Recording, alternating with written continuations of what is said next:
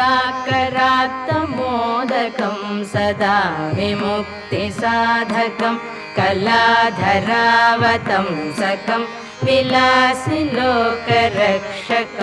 मुदाकरात्तमोदकं सदा विमुक्तिसाधकं कलाधरावतंसकं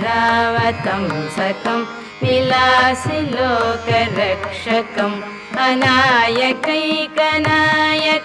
विनाशिते भदैत्यकं गताशुभाशुनाशकं नमामि तं विनायकम् अनायकैकनायकं विनाशिते भदैत्यकं गताशुभाशुनाशकं नमामि तं विनायकम्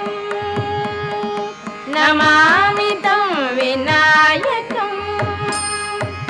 न ते